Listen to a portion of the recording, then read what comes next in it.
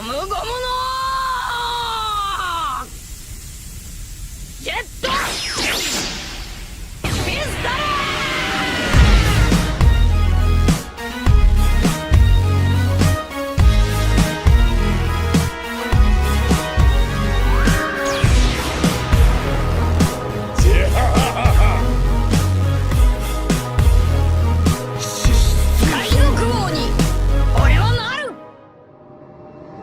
Hey, bonjour à tous, ici le seul unique Ryu Sensei, j'espère que vous allez bien. On se retrouve aujourd'hui dans le plus grand des calmes pour une vidéo sur Monkey D. Luffy. Waouh! Alors, en lisant le titre, vous vous êtes certainement dit « Oh, mais qu'est-ce que? Incroyable! La puissance que dégage cette vidéo est tellement grande !» Du coup, laissez-moi vous expliquer rapidement. On me demande souvent si je pense que Luffy peut et va manger un second fruit. Et en plus de ça, on me demande souvent également si Marshall D. Teach peut et va manger un troisième fruit. Donc, même si j'ai déjà fait une vidéo sur un potentiel deuxième fruit de Luffy, eh bien je me suis dit pourquoi pas ne pas faire d'une pierre deux coups en parlant des deux. Vous voyez? J'ai commencé à réfléchir tout ça, et au final j'ai découvert des One Piece Buy bien trop surprenants pour ne pas vous en parler. C'était pas prévu, mais au final ça part en vidéo théorie, hypothèse, synthèse, prothèse et tout un tas de mots finissant par thèse. D'ailleurs, vu que vous aimez tous Luffy et que vous aimez tous la puissance, eh bien la vidéo risque fortement de vous intéresser. En effet, dans cette vidéo, je vais vous révéler en exclusivité mondiale, vous commencez à saisir le truc parce que vous êtes carrément dans le truc, comment est-ce que Luffy pourra atteindre le niveau de Yonko Plus et ou celui de Roi des Pirates.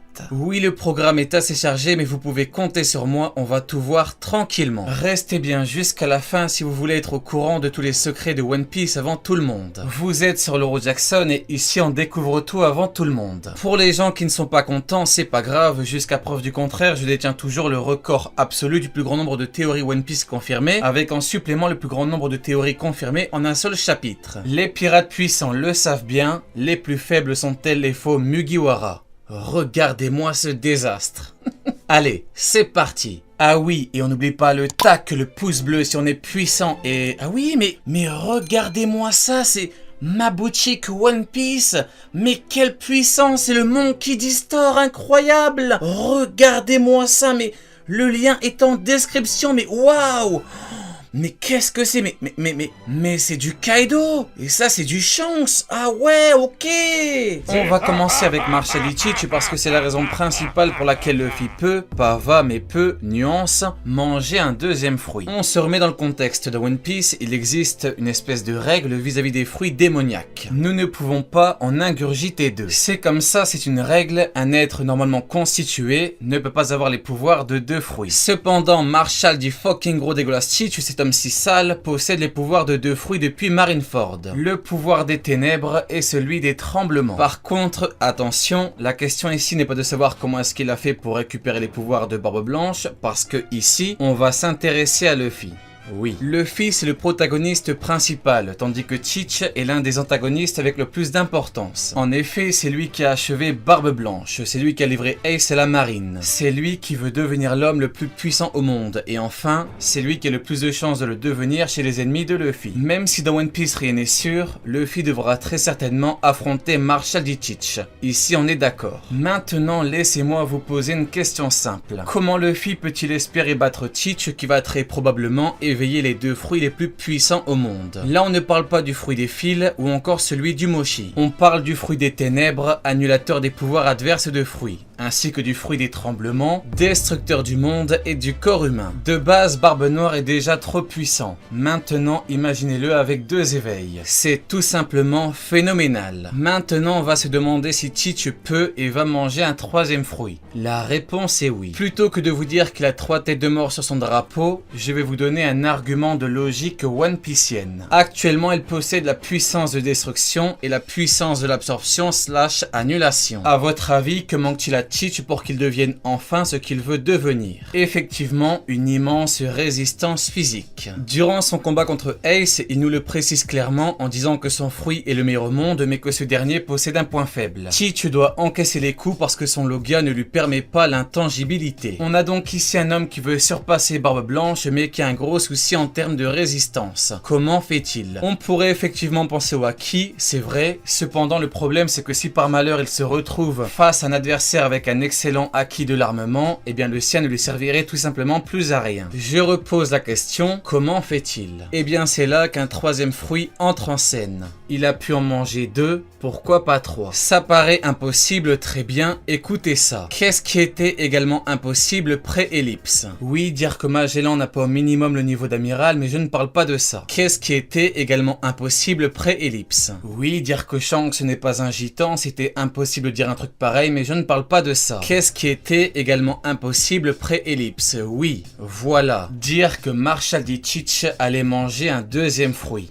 Tout à fait. Donc maintenant, on imagine que Teach récupère les pouvoirs d'un Zoan surpuissant. À quoi est-ce que ça pourrait lui servir? Vous avez compris, ça pourrait lui servir à enfin avoir une résistance digne de ce nom. Nous avons donc un Marshal Dietrich avec le paramécia le plus puissant pour la destruction, le Logia le plus puissant pour l'absorption et l'annulation, et enfin très certainement le ou l'un des Zoan les plus puissants, et ce pour la résistance. On a donc ici un homme avec potentiellement 3 fruits hyper puissants et éveillés, ainsi que 3 Haki hyper bien maîtrisés et éveillés. Comment Luffy peut-il ne serait-ce qu'espérer pouvoir le vaincre? Comment? Luffy porte en lui la volonté de Shanks qui porte en lui la volonté de Goldie Roger. Teach a balafré Shanks à vie et il va très certainement le vaincre un jour. En plus de ça, Teach a livré Ace à la Marine, ce qui a causé la fin de Barbe Blanche, la fin de sa protection de différentes îles du monde, ainsi que la cicatrice de Luffy qui n'aurait jamais été faite sans la livraison de Ace par Barbe Noire. Je repose donc encore une fois la question. Comment Luffy peut-il espérer vaincre Barbe Noire tout en se vengeant et en vengeant toutes les personnes qui ont souffert à cause de Teach? Eh bien, c'est justement ce que l'on va voir maintenant.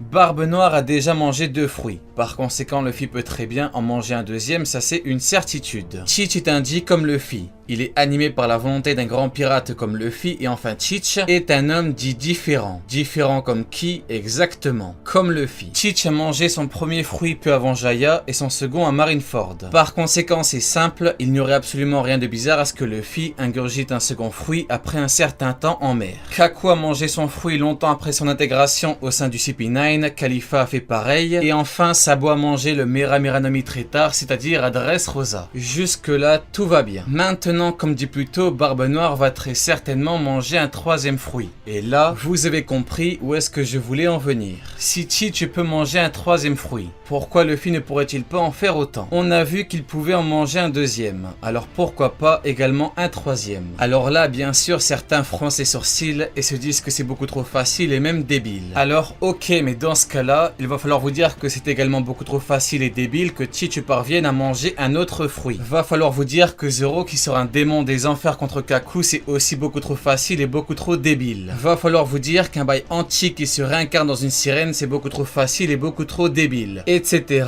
etc. Au bout d'un moment, il faut comprendre qu'on est dans le monde de One Piece. On est dans l'univers de One Piece. Un univers avec des fruits qui confèrent d'incroyables pouvoirs. Un univers avec des hommes poissons, des longs bras, des longues jambes, et même une grosse baleine de 46 ans qui parle et qui intègre un équipage avec une moyenne d'âge de 23 ans. Bref, effectivement, à la question comment peut-il le battre, on peut répondre avec un nouveau gear. Le problème, c'est que les gears ne sont pas censés être la réponse à tous les soucis de puissance de Luffy. Et oui, maintenant, explorons les autres pistes. Et on commence avec les 3 formes du Haki.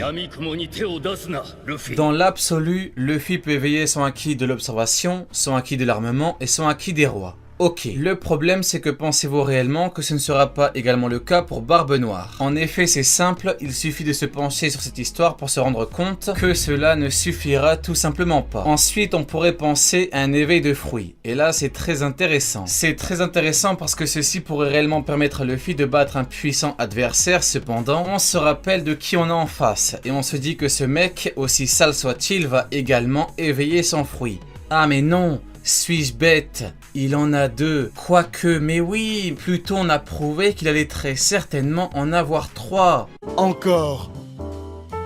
Ça fait beaucoup là, non? Ici, on a donc un potentiel éveil de fruits contre 3 potentiels éveil de fruits. Sur qui voulez-vous parier? Maintenant, moi je ne fais que poser les bonnes questions tout en essayant de trouver les bonnes réponses. Après, si vous préférez dire qu'un nouveau gear suffira à venir à bout de la représentation même de la puissance maléfique, avec bien sûr toujours 3 fruits poussés à leur maximum, allez-y. Bien évidemment, c'est comme vous voulez.